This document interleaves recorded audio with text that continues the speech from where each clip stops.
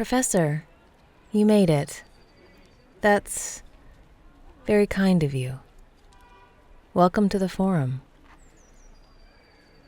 Well then, welcome back to the forum. Thank you for being here. I appreciate the help in figuring out what happened to my brothers. You do still remember them, right? That's good. I had worried a bit that you'd forget them sometime in the past month. I'm glad you didn't. No one else remembers from what I can tell. It would have been nice if 1 or 2 people suddenly realized that stars are missing from the sky, but as far as I know, that hasn't happened. It's still just you and me who remember. But at least we do. There's hope as long as we do. I definitely won't give up. No, it's fine. I only just got here myself. I didn't realize it would be so crowded. There are so many people here from so many other places. I hear languages I don't recognize being spoken. It's familiar. You know, it's funny. This place used to be teeming with activity. Everything important that happened in Rome happened here.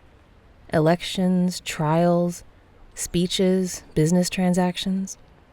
You couldn't live in Rome without spending time here. All the temples and royal buildings, everything sprang up over time and just grew. Like a great living thing. It moved. It practically breathed. I wish you could have seen it. Actually, no, I don't think it bothers me. I mean, there was no way it could last forever. It's been such a very long time. Everything falls into ruin eventually. And in a way, I'm glad to see these ruins here. I'm glad something still remains of what once was. It's like a beautiful decay. Time is reclaiming the past, bit by bit. But the past is hanging on, a pillar here, a stairway there. Eventually, all of it will be dust. But for now, there is still this, a monument of former greatness, full of people who seem to want nothing more than to take selfies with the ruins. That's true. I suppose I should be happy that so many people are still interested in our history. But right now, I'm just annoyed. I'm annoyed at every last person here. I don't understand how they could all have forgotten. How does an entire world forget something like this? You're right, I'm sorry. The past month has been an exercise in frustration for me. Sitting in Elysium, wondering what's going on, not having any clue where my brothers are. It's hard to know something is wrong and not be able to do anything about it, you know? Truly, you doubted my abilities. I told you before, it's not that hard to slip away from Elysium. I do understand that, I suppose, but why did you come here if you didn't think I would be here? Why make the trip if you thought this whole thing was a trick? I guess some things are worth the gamble. I'm glad I was one of them. Anyway, let's walk more quickly. There has to be something here. This is what remains of their temple. Well, yes, I mean, the ruins are still in place. Everything looks correct, the pillars, the arches. I don't get it. If this isn't the temple of Castor and Pollux, whose temple is it? And why does it look just like theirs? How can nothing be different, but they're still gone? Wait, that says... Do you see this? It says Lynceus and Idas. I see you know who they are. Bastards. I will never forgive them. They deserve to rot in Hades, not be worshipped. How dare someone put their names on this sacred place? How does a temple to my brothers end up being renamed for the pigs who killed one of them? It's the ultimate insult. I will not stand for this. No, it makes no sense, because Lynceus and Idas were mortal. They wouldn't have a temple, even if they deserved one. Which they do not. Well, there's a rumor about that, but even if it were true, they didn't have the cult following that my brothers did. Besides, I don't believe it. Poseidon certainly didn't confirm it. It was probably just wishful thinking. So many mortals would love to say they have that sort of parentage. Yeah, this is incredibly suspicious. I mean, you know the bad blood between them. Between all of us, actually. Idas especially. I will never forgive him for his spear. Never. Nor Lynceus for his eyes. Truly, you're going to argue with me about this. I don't care what was stolen. I don't care at all about that. A life is a life. And these two escalated their little feud way too far. To be frank, I have to give my father credit for stepping in when he did and killing Idas. It's just too bad he waited until Castor was, well, at least he let my brothers stay together. That's something. That was a true kindness on his part. He's not really known for kindness, so that meant something to me, to all of us. You're not a twin, are you, Professor? You wouldn't say that if you were. No one on Earth or in the underworld was ever as close as Castor and Pollux were to each other. They were inseparable. Both so strong. They came through so much together. I mean, in the end, it didn't matter what they had or what they'd be giving up. They couldn't be without each other. I don't expect you to understand. Pollux, he didn't have to give up half his immortality. He had a choice. He could have spent all his time in Olympus after Castor died. But he just couldn't do it. He couldn't be without our brother. I think that's beautiful. To be honest, I've always been a little jealous of their connection. I've never felt for anyone the way they feel about each other. It transcends human understanding. Well, this is their temple, and now their names have been replaced by those of the real villains of their history. What does that mean? Was history rewritten? Who has the power to do that, and why weren't we affected? All right, let's look around.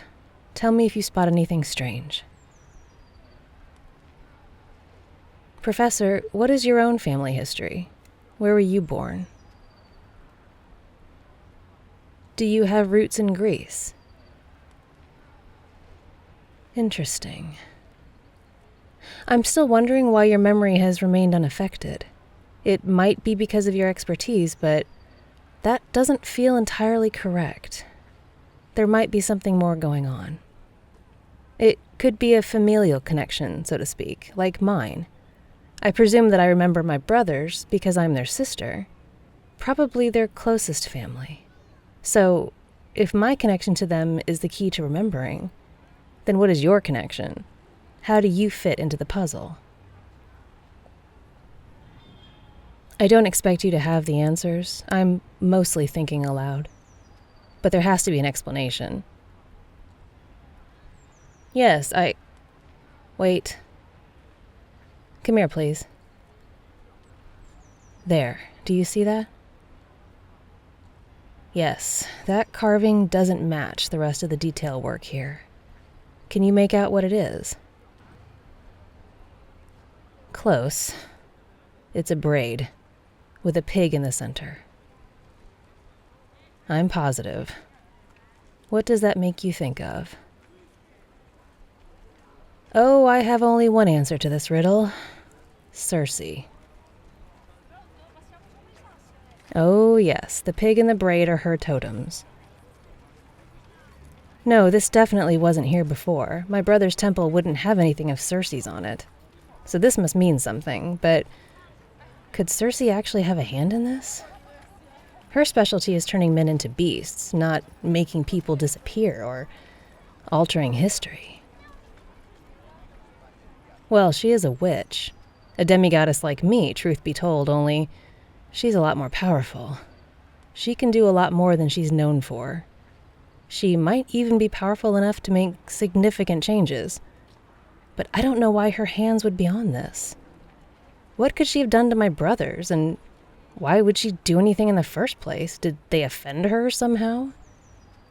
And why put Lynceus and Idas on the temple that should be for Castor and Pollux? What's the point of that? None of this makes any sense. I'm confused. But I do know one thing now. I know where I need to go next. I'm going to Circe. I can find her. I have connections. I'll be able to track her down. Don't worry about that. What? No, Professor, You need to get back to the university. I'm sure you do. You have a life there. I appreciate you being here, and I'm grateful to you for suggesting I come here, but I don't need help going forward. I'll find Circe and figure out what's going on. I appreciate that, but you can't. I may have to go to places that mortals can't go. Well, Circe is technically dead, you know. Dead means Hades. I don't know if she's still there or if she got out somehow as well, but if I have to look for her there, you can't be with me. No, the living have no place in Hades. You'd have to be dead to go there, and that's not acceptable. I'm sure my presence has somewhat blurred the lines between life and death, but don't forget this important fact. I'm a demigoddess. Circe is as well.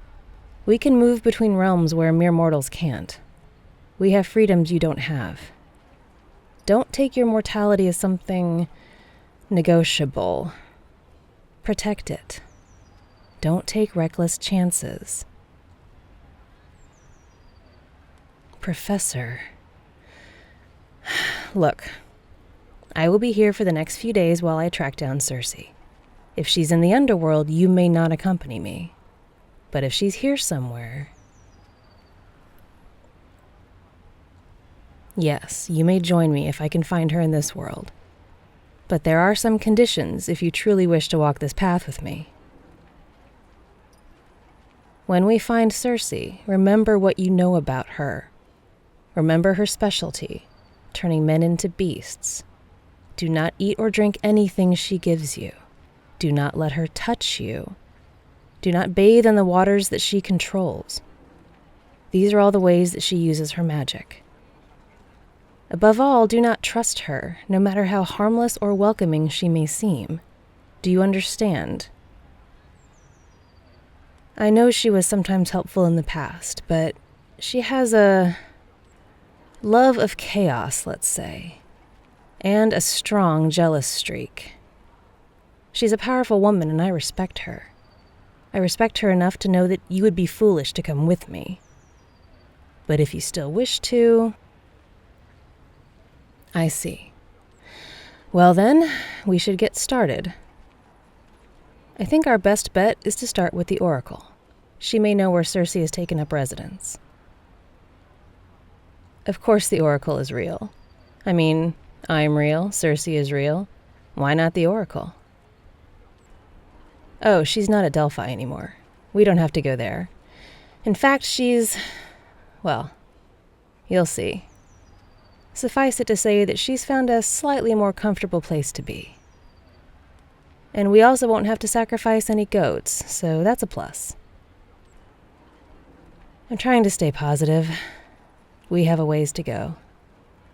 Come on, Professor. We need to get to the Vatican.